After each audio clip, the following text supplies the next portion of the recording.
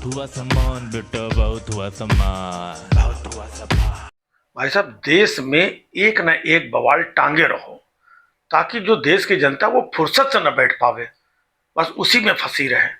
जैसे नोटबंदी आई थी ना, नोटबंदी के समय लोग अपना काम धंधा भूल करके, है ना, कोई पैसा बदलवाने में लगा हुआ, कोई बैंक की लाइन में लगा हुआ है, किसी को ये टेंशन थी शादी कैसे होगी, कहाँ से पैसे आएंगे, क्या होगा, मतलब उसी में पूरी जनता फंसी हुई थी। ऐसे इसके बाद में फिर लॉकडाउन आया। लॉकडाउन में तो पूरी सबकी काम धंधा चीजें सब घर के अंदर कैद हो गए कि कैसे घर के बाहर निकलें, कैसे दवाई लेने जाएं, कैसे गांव जाएं, कैसे ऑफिस जाएं, दफ्तर जाएं, इसका उसका, ये हॉस्पिटल वाले आ रहे हैं, वो उसको उठा के लेके जा रहे हैं, इतना कोरोना फैल गया, उतना फैल गया। भाई साहब, पूरा देश उसी में उलझा हुआ था। तो ये लोग जो है उलझा करके रखते हैं कि बस गुरु उलझे रहो। अभी आया है एसआईआर। एसआईआर में भी अब सब लोग उलझे हुए।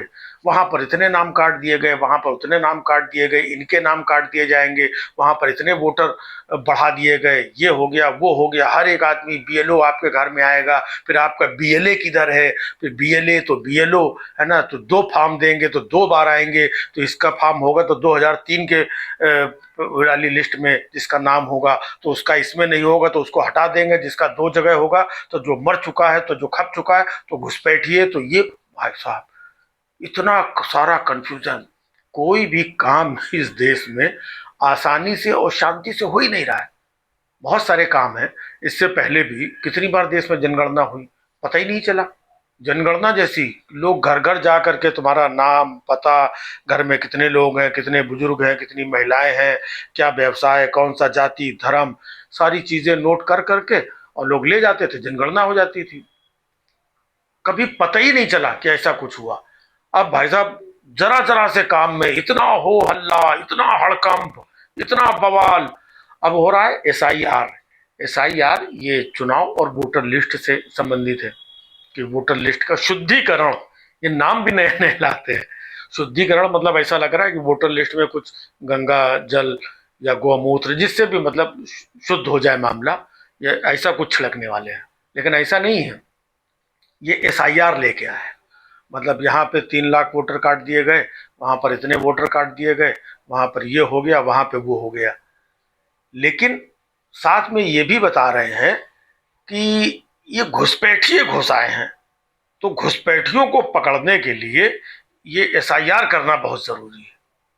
अब आप समझ रहे हो, घुसपैठियों को पकड़ने के लिए एसआईआर हो रहा है, तो फिर वो वोटर लिस्ट की शुद्धि कहां चली गई अब है? मतलब एक ही चीज में दो चीजें घुसोड़ दो, मतलब खीर के साथ में ऑमलेट खाओ। मतलब क्या लेना देना है? कहाँ खीर और कहाँ ऑमलेट, कहाँ घुसपैठिए पकड़ने हैं और कहाँ वोटर लिस्ट की शुद्धि। लेकिन सबको एक ही उसमें जो है घाल मेल किए हुए हैं, ताकि लोग परेशान रहें, लोग भटकते रहें, लोग चिल्लाते रहें, नेता लोग अलग चिल्लाते रहें, संसद में अलग बवाल होता रहे, टीवी चैनलों में अलग बवाल होता रहे। बस बवाल होते रहना चाहिए, लोग फंसे रहें, लोग उलझे रहें। अब जो इतने बिहार में तो एसआईआर हो चुका, वहां पे लाखों वोटर कार्ड दिए गए। तो अब ये कह रहे हैं कि भाई घुसपैठिए पकड़े जाएंगे। तो बिहार में एसआईआर हो चुका है, तो वहां पर बताइए कि कितने घुसपैठिए पकड़े गए हैं। ना भाई साहब, वो नहीं बताएंगे। अब यूपी में वहां पर योगी जी जो है वो डिटेंशन कैंप पहले से बनाना शुरू कर दिया। सोचो, इसे बिहार में पहले से बनाना शुरू कर देते और घुसपैठिए पकड़े ही नहीं गए। यहाँ पर इतना कॉन्फिडेंस है कि पहले से डिटेंशन कैंप हर जिले में बनाने के ऑर्डर दे दिए गए हैं, और कैंप के अंदर सीसीटीवी लगेगा और ये होगा और वो होगा, ये ऐसे कैंप बनेंगे, वैसे कैंप बनेंगे। मतलब ये पहले से ही रेडी है, इनको मालूम है कि इतने घुसपैठिए। दूसरी तरफ उधर करोड़ों वोटर जो है जिनके नाम कट जाएंगे, उधर बीएलओ कितने मर गए, है ना। और बीएलओ क्यों मर गए? क्योंकि बीएलओ के ऊपर इतना प्रेशर था कि इतने दिन के अंदर फटाक से सबका फार्म और नाम और चीजें और ये सब करके लेकर के आओ, नहीं तो तुमको नौकरी से निकाल देंगे, नहीं तो ऐसा हो जाएगा वैसा हो जाएगा। इतना दबाव बनाया कि कितने बीएलओ जो भी है उनके वीडियो आए, उस प्रेशर में लोग बेचारे, उनका घर परिवार उजड़ गया, वो जिंदगी खत्म हो गई। अब उन्होंने डेट आगे बढ़ा दी। भाई साहब, अगर यही पहली दफा से ही पूरी तैयारी से करते तो इतना टाइम देते, तो वो बीएलओ जो प्रेशर की वजह से मर गए, कम समय में जिनको काम पूरा करना था, उनको टेंशन था, है? तो वो ऐसा क्यों करते? तो ये गलती किसकी है कि पहले आपने इतना ही टाइम दिया, थोड़ा सा इसी टाइम के अंदर आपको करना है, और प्रेशर और दबाओ, और बाद में टाइम बढ़ा दिया, तब भी नहीं हो पाया तो बाद में फिर से टाइम बढ़ा दिया, और है? तो आप 3-3 4-4 बार टाइम बढ़ा रहे हो। अगर यही पहले से मालूम होता तो उन बेचारों के अंदर प्रेशर नहीं होता। अब वो प्रेशर में मर गए, अब उनकी मौत का जिम्मेदार कौन है? ना भाई साहब कोई सरकार है, ना कोई चुनाव आयोग है, ना कोई चुनाव आयुक्त है, उनकी मौत का जिम्मेदार कोई नहीं है। बस एसआईआर एसआईआर एसआईआर चल रहा है, इतने नाम काटे जाएंगे, घुसपैठिए पकड़े जाएंगे। अच्छा, घुसपैठिए इस देश में हैं, ऐसा नहीं, सबको मालूम है घुसपैठिए, लेकिन 11 साल से आपकी सरकार है। आप घुसपैठियों को जहां जहां जितने पकड़ में आ रहे हैं, आप खाली ये वोटर लिस्ट से पकड़ोगे घुसपैठिए? वोटर लिस्ट में भी तो तमाम जो घुसपैठिए हैं, जिन्होंने अपना आधार कार्ड फलाना कार्ड ये वो इधर उधर से जुगाड़ करके बनवा लिया हो सकता है उन्होंने अपना नाम भी बनवा लिया हो, है? तो जो डुप्लीकेट है, जो गलत आदमी है, जो घुसपैठिया है, वो तो गलत करके भी इतने साल से यहाँ रह रहा है, आगे भी हो सकता है बच जाए। तो क्या घुसपैठियों को ढूंढने का यही एक तरीका है? बाकी तो आप कह रहे थे हम ये कराएंगे वो कराएंगे, वो कुछ नहीं किया। अब ये एसआईआर करवा करके भाई साहब घुसपैठिए ढूंढ रहे हैं, लगा करके दूरबीन। घुसपैठिया कहाँ है? घुसपैठिया, ए घुसपैठ इधर नहीं मिले, चलो दूसरी जगह चलो। ए घुसपैठ, उस घुसपैठिए के चक्कर में कितने आम वोटर हैं, उनके बेचारों के वोट कटे जा रहे हैं।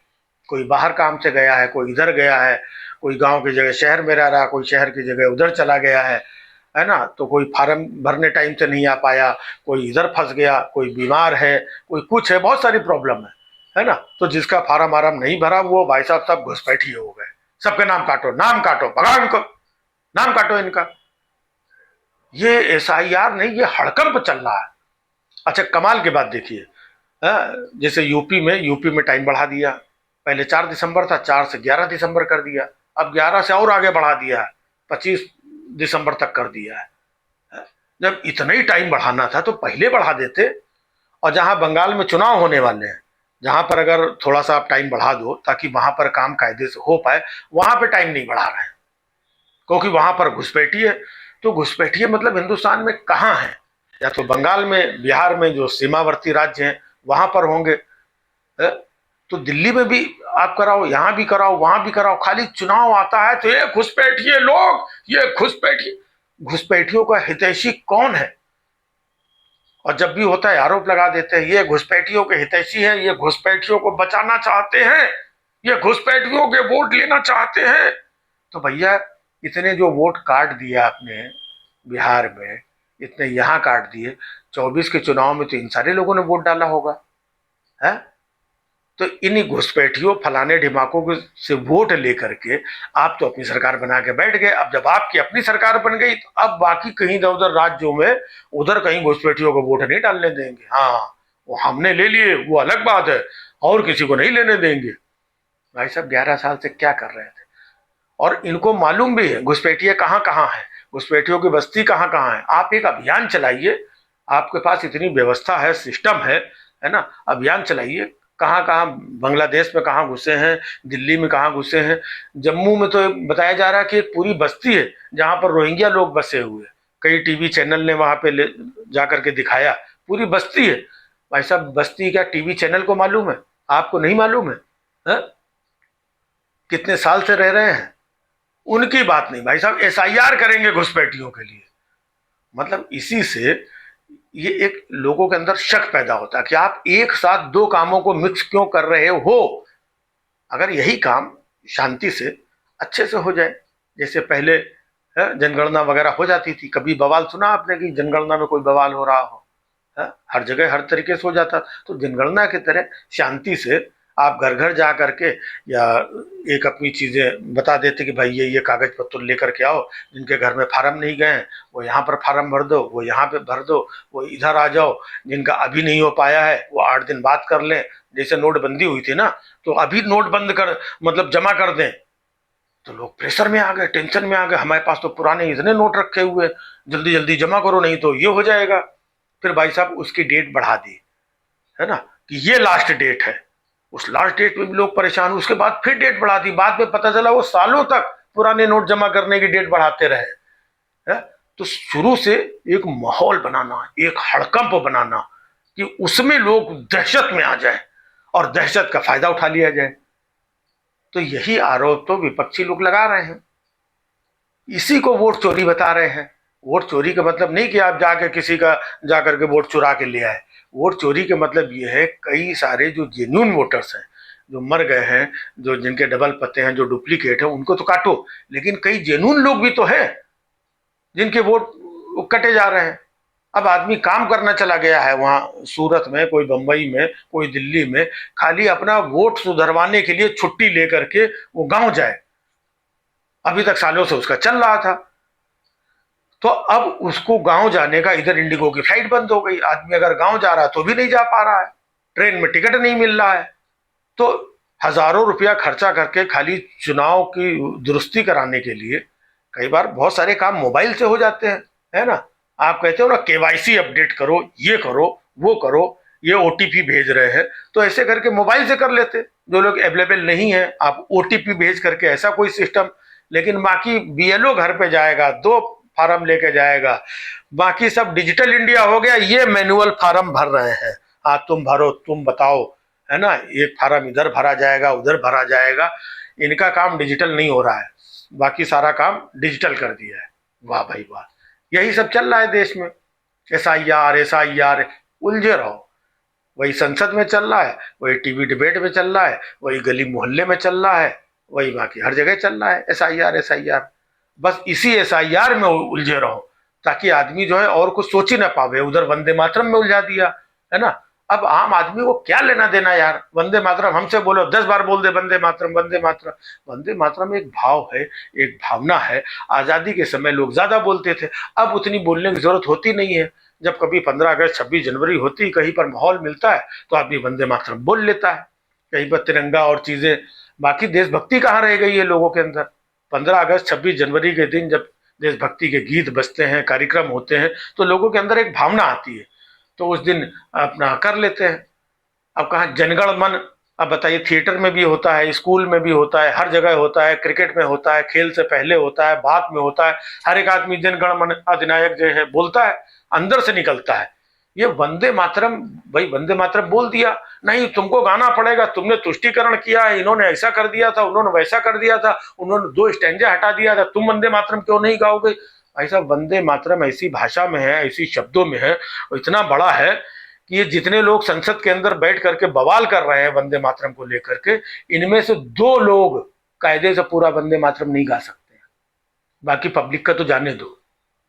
लेकिन एक छोटे 5 साल के बच्चे को जन गण मन अधिनायक जो है राष्ट्रगान गवाएंगे ना, वो पूरा गा लेगा पूरे देश में करोड़ों लोगों को, क्योंकि ये होता आया है, लोगों की जुबान पे है, बचपन से सिखाया जाता है, स्कूल में, कॉलेज में, थिएटर में, हर जगह सिखाया जाता है। तो जो चीज़ जबान में है, जो चीज़ रटी हुई है और उसमें देशभक्ति की भावना है, देश के प्रति प्रेम है, तो जबरदस्ती है कि वंदे मातरम भी इसमें और ठूस दो, उस पर चर्चा कर लो।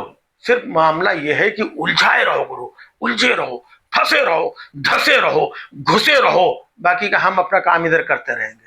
दिल्ली में जनता खांस रही, बुजुर्ग लोग परेशान हैं, प्रदूषण इतना है ना, उसको लेकर के कोई चिंता नहीं। उधर किसी ने एक इलेक्ट्रॉनिक सिगरेट फूंक दी, कोई दादा थे, है ना, उस पर भाई साहब बवाल मचा हुआ कि उस इलेक्ट्रॉनिक सिगरेट से मतलब इतना प्रदूषण फैला दिया उन्होंने, है ना, उससे बवाल है। बाकी जो दिल्ली में प्रदूषण है ना ना, वो कुछ नहीं है। फंसे रहो, उलझे रहो, लगे रहो। बहुत हुआ सम्मान बेटा, बहुत हुआ सम्मान, बहुत हुआ सम्मान।